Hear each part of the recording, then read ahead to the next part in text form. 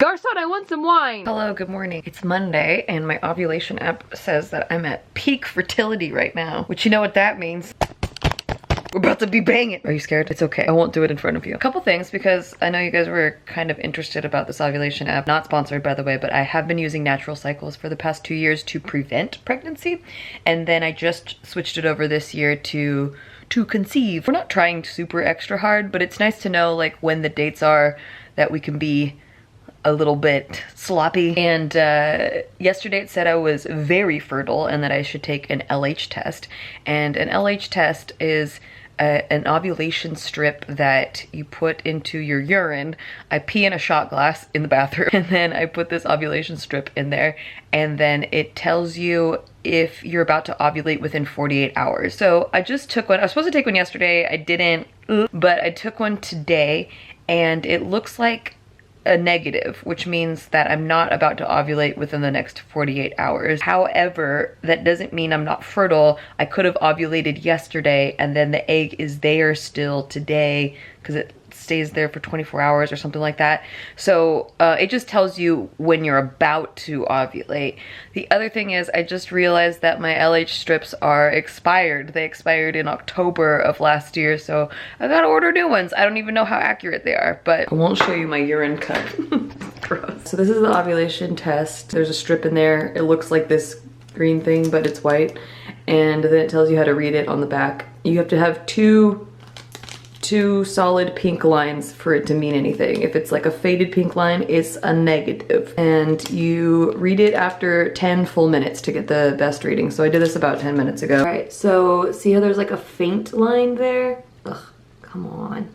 Come on. There's a faint line there, but that doesn't mean shit. It's still negative. That one has to be just as solid as that one for you to be about to ovulate. So I could have already ovulated yesterday. I don't know.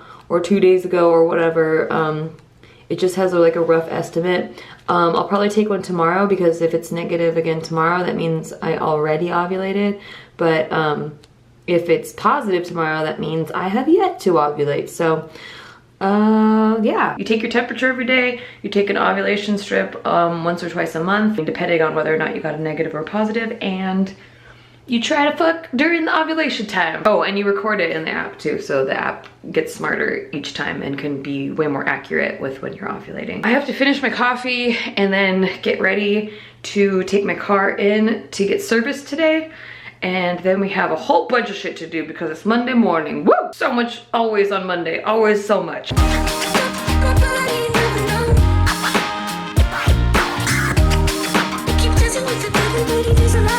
Okay, I just dropped my car off. It's almost 10 a.m. It's 10 to 10 right now. I'm gonna finish editing and uploading a video, and then I'm gonna go for a run, and then I'm going to film and edit another video that's going up tomorrow.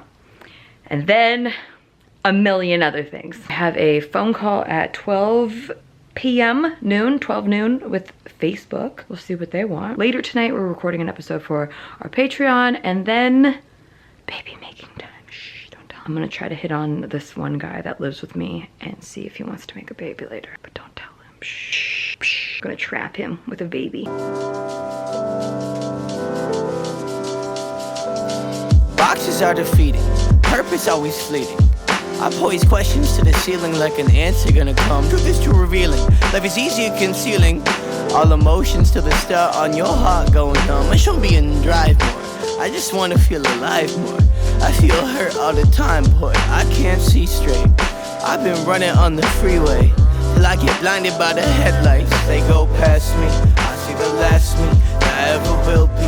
And that got me asking if living this lightly, has that been the right thing? Or should I been a little bit more focused on the place that my feet needed to go? Update, it is 3:30 now, and we got a lot done, but we still got a lot to do. Today was the first time I've been able to go on a run in a good like 5.5 weeks, almost 6 weeks. I think almost 6 weeks. I used to run every other day, 3 miles a day, and then we went on vacation and it was holidays and we got super sick, so I couldn't run physically. But today I tried to go 3 miles. I only made it 2 miles, and then I walked another half a mile, so I went 2.5 miles total. I'm gonna get back up to 3 miles, but yeah, it felt so good. I thought it was gonna be like really hard on me like physically, but it actually just felt really freeing. I feel like my body has been wanting to move, and if you don't run, you might not understand. I never used to run, and then once I started running, now I crave running. It feels so freeing. Baby steps. Right now I'm filming B-roll for a video that's going up tomorrow. I wanted to also record the intros and outros, but I might not be able to get to that until tomorrow morning and then just add them in. So I'm gonna edit as much as I can and then add them in tomorrow. You don't even know that, but I'm doing this. I'm making videos for my main channel. It'll probably be up now. I'm making a bullet journal flip through of the past year, my first year of bullet journaling. So if you're into the bullet journaling stuff, I will be talking in depth about it on my main channel. Ta-da, ta-da, ta-da. This is the crazy setup. I haven't quite understood how bullet journal people do their camera setup, because I can do a flip through like this, but I don't know if I could actually like get in here and do stuff. It feels like this is very much in my way. Anyway, that's happening. This is happening. Everything's happening. I'm gonna get some lighting for this and we're gonna make a video. We're gonna make a video. Ooh. Hi Nicole, this is Juanita calling Keys Honda. How are you? Hey, I'm good. How are you? My car's ready. Well, I guess, time management,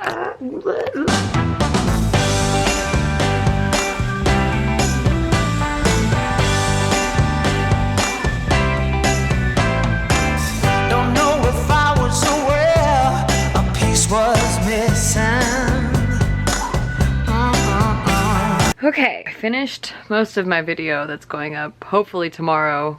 It was supposed to go up tomorrow, Tuesday, but I haven't recorded the intro or outro for it or any of the narration. Just the B-roll took like an hour and a half while being interrupted by me having to pick up my car, and then also me having to go back to my nail salon that I was just at yesterday to fix this nail that broke when I was trying to clean out my car for the car people. Blech. Anyway, I'm very proud of myself for taking my car in today.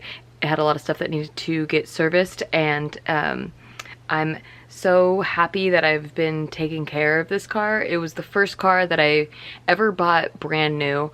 I always bought used before because there's some car people in my family and they're like, you should always buy used because your car depreciates in value as soon as you drive off the lot, so it's pointless to buy a new car. But you know what?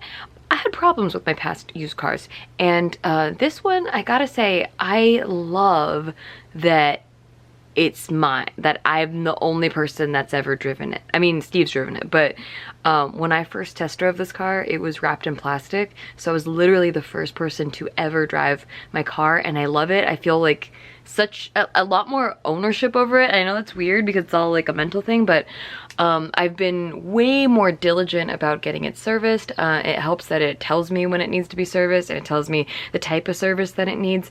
And I know this was like a debate on the podcast too, where I was like, I get my car serviced, Steve ignores all of the signs and bells and whistles that go off telling him that he needs to service his car. I don't believe in like servicing it all the time, but once a year I get it serviced, and it's usually like $200 or maybe a little bit less. I like getting it done at the dealership because even though I've heard that it's more pricey, I don't find this to have been true with Honda, but they don't really pressure you to get extra things like I've found they do at other auto mechanic places. So I do really like the Honda dealership that I go get my car serviced at. It's Honda Keys on Van Nuys. Well, actually the servicing part's on Sepulveda. It doesn't matter. Anyway, so yeah, I get it serviced once a year. This is my 6th year having this car. My car payment ends this year, which is awesome. Also, I can't believe I've had my baby for 6 years. And it's doing really, really, really good. That being said, I went in for a B12 service today, whatever that means, and I needed to replace 3 tires because the treading was at its threshold, and another one had dry rot, so it was gonna start falling apart. Yikes.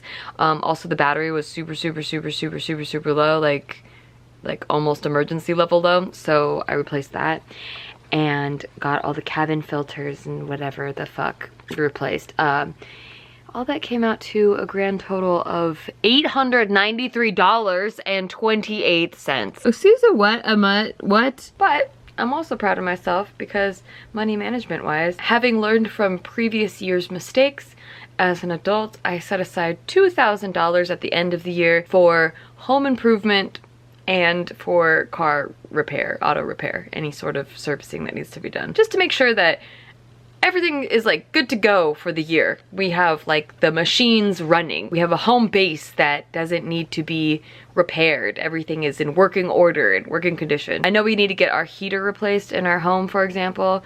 So that needs to be done. So some of that cash will go to that. Wasn't expecting the servicing to be $893 fucking dollars, but I am really thankful that I have the money to do that and that everything, my car should be excellent for at least another year and a half. So we good. Oh yeah, also Franklin bit my fucking computer laptop. My MacBook Pro laptop screen. It's an expensive ass laptop. It's my only computer for editing and he bit it. He bit the screen. And last time he did this to my old laptop, it was $600 to get it repaired. This one has Apple Care, so hopefully it'll be less money, but I'm dreading going into that. Now we're gonna do our podcast. We do an extra podcast episode for our Patreon peeps, an extra hour-long episode of Should They Don't Tell You, and we do it in our closet with a glass of wine. Did you bring the wine? Garçon! I brought a Texas ice water. Garçon, I want some wine! Here, hold my water. Hurry! Oh, that was a lot of talking, but I had to rant. Welcome to Should They Don't Tell You After Dark.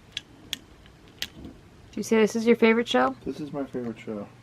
Should They Don't Tell You in general or specifically After Dark? Should They Don't Tell You in general, but After Dark is just like, I don't know what it is. It's just that it's private and next level fun because yeah, we end up saying everything. Yeah, it ends up feeling like almost like a date night where we just get to talk about everything. And honestly, that's so true. That's exactly what it is. Yeah. So.